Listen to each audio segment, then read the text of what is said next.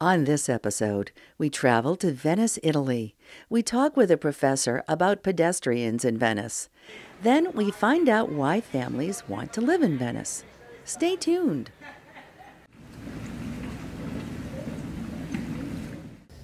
We're in Venice talking with Marcello Mamoli. What do you do here? I am a professor, associate professor for planning in the Università U di Venezia, the Faculty of Architecture of this city. What got you interested in pedestrian movements? Well, this is a field of research that I follow since I was in the university, and is one of my topics with the street mobility and the design of squares and open space for people. We did a research for the Ministry of University and Research a few years ago about the behavior of pedestrians in many cities, and we were charged with our group to monitor the events, mass events in Venice and the ordinary life. And we published a report on this recently. What are the characteristics of Venice that make it a little different for pedestrian movement than in a lot of cities that were built on a street grid? Well, there are several differences. The first one is that that all pedestrians have their own space, different from the transport by boat or by car, because there are also hubs where cars and pedestrians and water come together.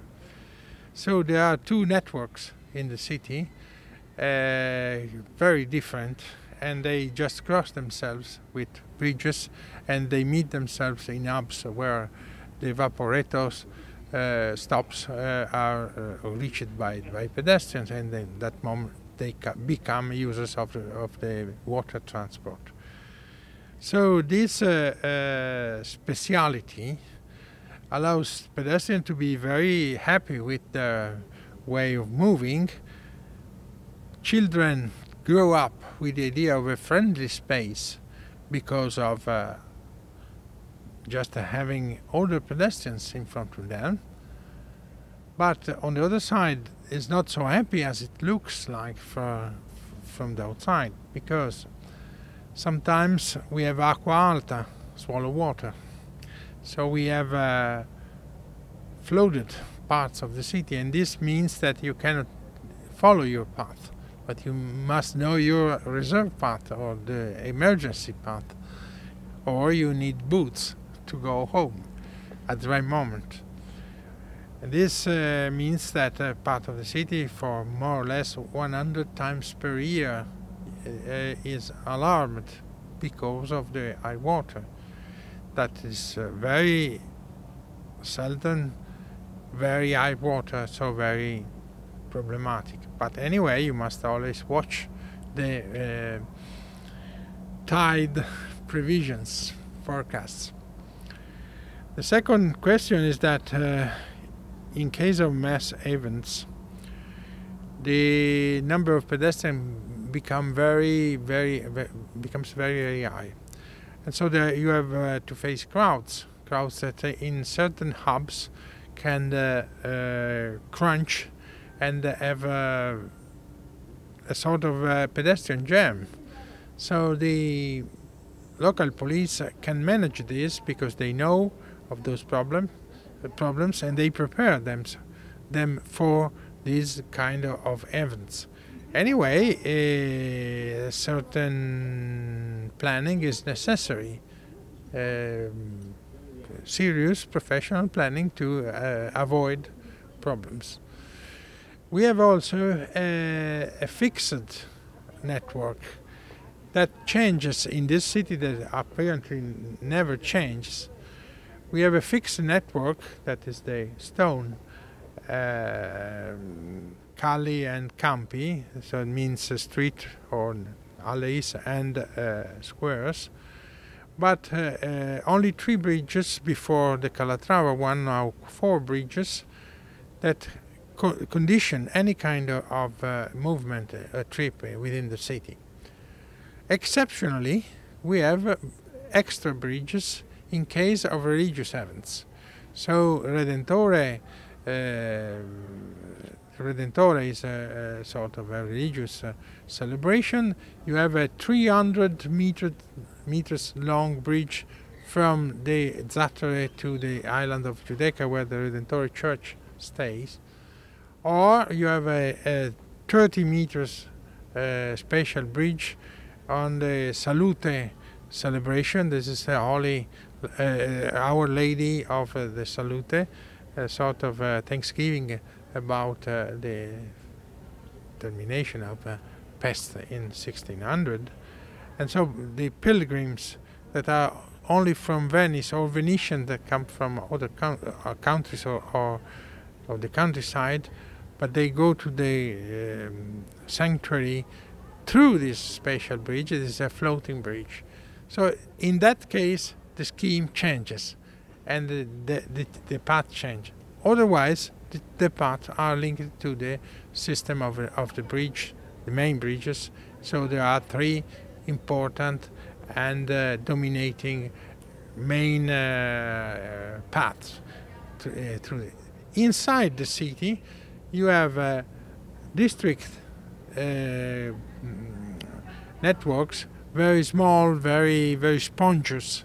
You can go almost everywhere, but you remain in the district. If you want to use the city, you need to cross one of the three bridges along the Grand Canal. I say three because the fourth, the Calatrava, joins only the station and the Piazzale Roma terminus, the car terminus. So this has become a big, unique hub where all movements from the background come to Venice. But all the rest is in this way.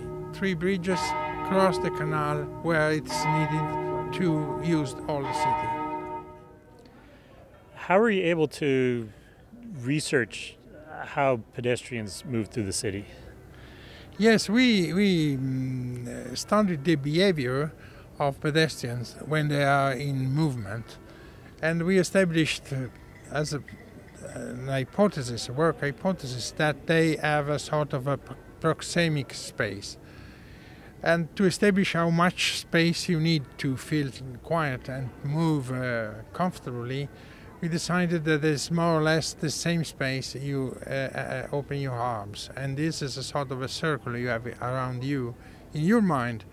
And if anybody is inside this circle, you must or love him, or hate him, or fear him, or doesn't matter. So this is your space. You move, you have a direction. Nobody moves loosely. Everybody moves, even if you are just having a stroll. You anyway are looking at something. You have small objectives, etc. We had proofs of this even in St. Mark's Place during the carnival. People are not going anywhere, just getting around the square to show themselves with their dresses and masks, etc. But even in that case, the movement is rather rational. Not just the children move maybe in a different way. But when the crowd becomes thicker, we needed a special model that has been taken from the flux of granular materials, so granular flux. And in the team we had a expert of physics, mechanics. They had the models to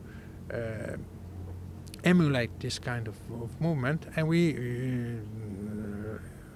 had the results that people tend to form small lines when they move in different directions.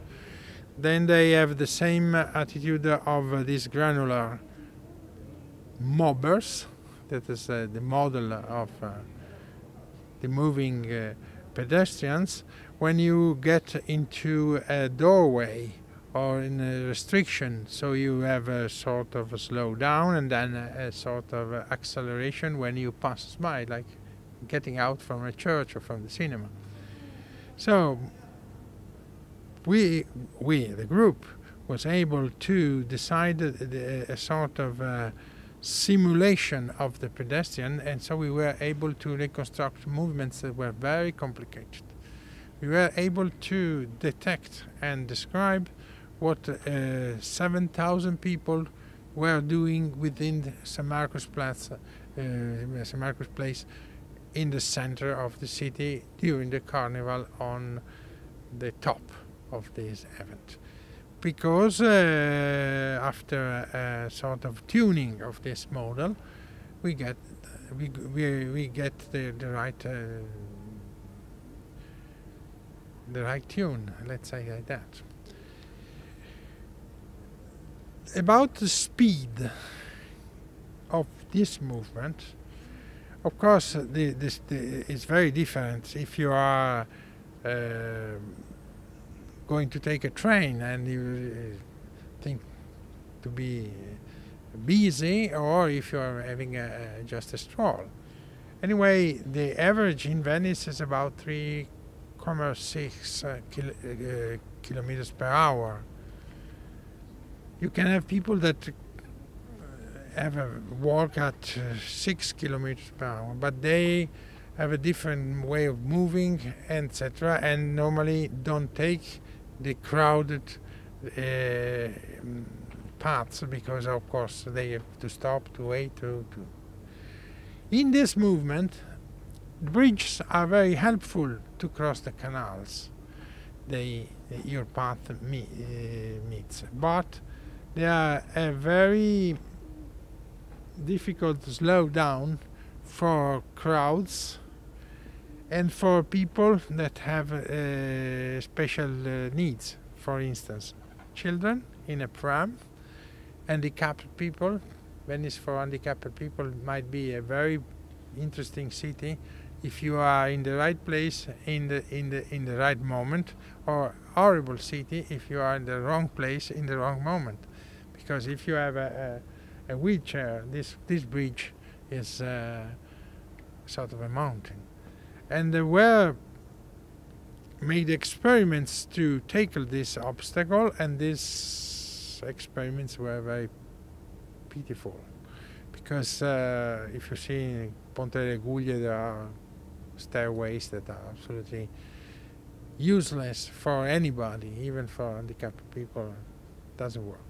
So we must accept that Venice might be the right city for handicapped if they choose to live in a particular district along a particular path, and then to shift to the public transport where the right vaporetto can help you. It's only the big ones, because you can roll in and roll out. The small ones that you need the stairs, very steep stairs, and this is not at all the right way.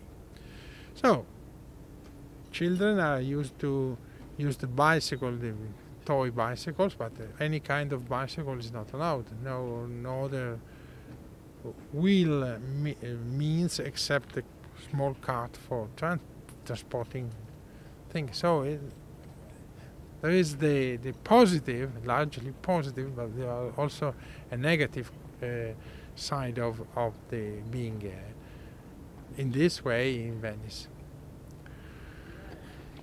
What sort of patterns do you see in the way that tourists move? Since on a typical day, what portion of the population of the city is tourists on an average day? The population of the city has contact with tourists just or for work, because they work in the tourism sector, or side tourist sector, bars, etc. Or just they pass by and they don't have contacts. They don't live together. They just in the same space, and they have different targets, expectation, experiences. Most of people consider tourists, of course, a matter of wellness, of business, but on over a certain number there is also a certain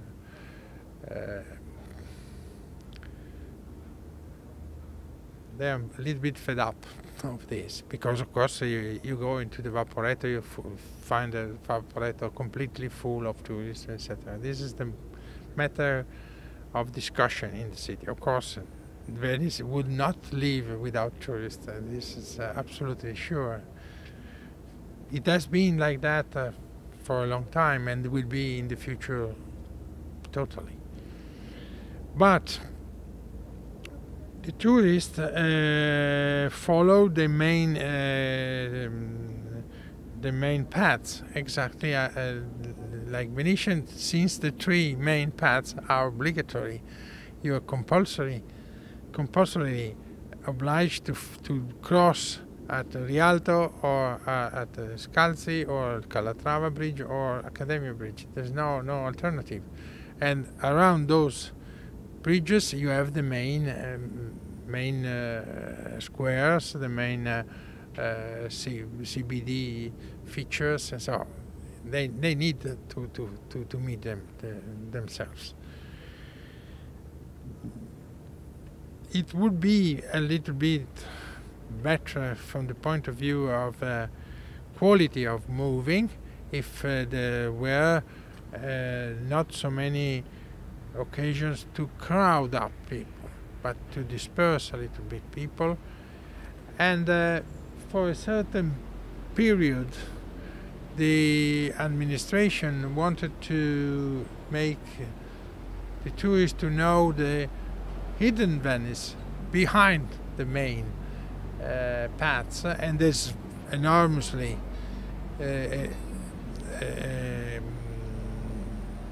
to see from the art point of view, handicraft, etc. You can do a lot of things.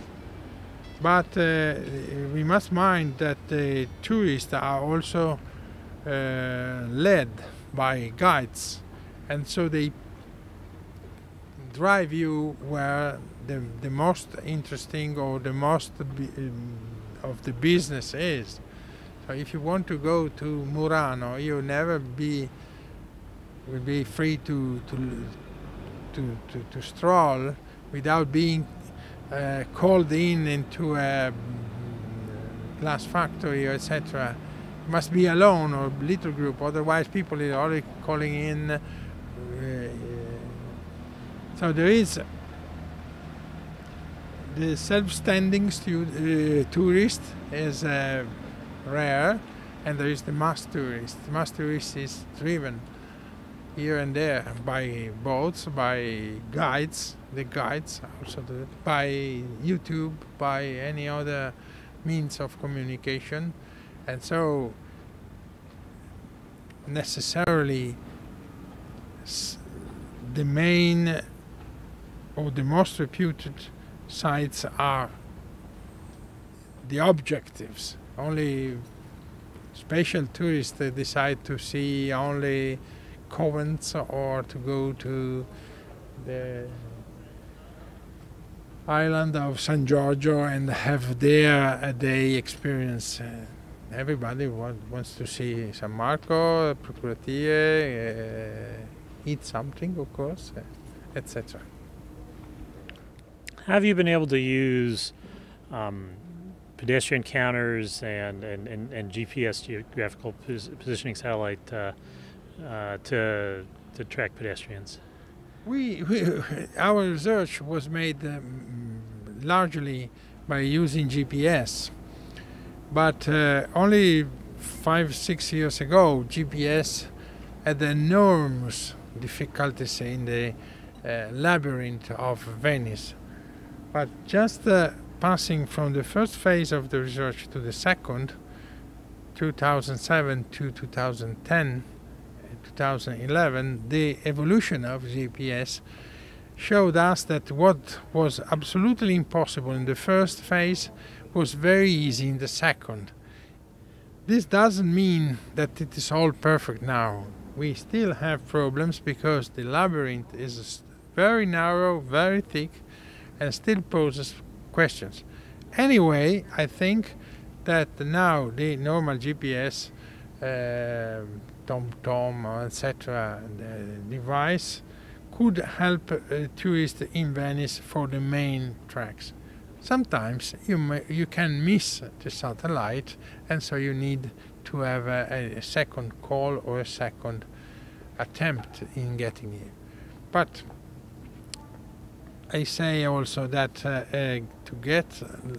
getting lost is the game of Venice. To get lost and then to find out again your path, and then you get again lost, and then to go from the narrow space to the big space, from the dark to the light.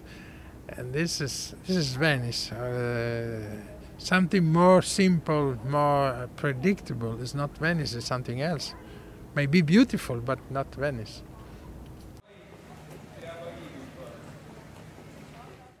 We're in Venice talking with Muriel Druia Scarpa. Why do some families move away from Venice? I think it's a good question. Why some families move from Venice? For many reasons, but the main reason I think is because of the high cost of life. Finding houses is very difficult because houses are very expensive. Then some young families need to have a car, for example. Other reasons, because Venice is a very expensive city because of mobility. And some reason, maybe it's a choice of life, to live in an island like Venice is not easier every day. Some families move to Venice from elsewhere despite those problems. Why do families want to live here? Oh, yes. A lot of families, foreign families, decide to come and live in Venice because I think it's a very pleasant city, a very pleasant place to grow children for the education. It's a very quiet place and you are surely a very high quality of life for children, for safety, and just look at around you. It's a very aesthetic city. It's a beautiful city, and it's a sort of luxury to live in Venice.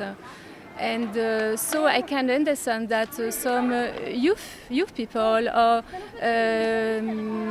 new families decide to come to live here because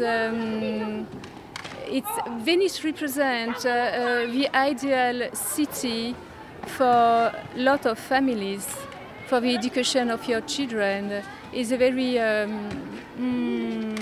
the environment is a positive environment, quite safe, nice, and livable. There are a lot of livable squares, such as the square San Giacomo dell'Orio, for example, or Santa Maria Formosa. After school, children can, in a free way, to meet each other, to play, without the presence of the babysitter or the parents. They can move alone on the water bath because there is a very good safety and security.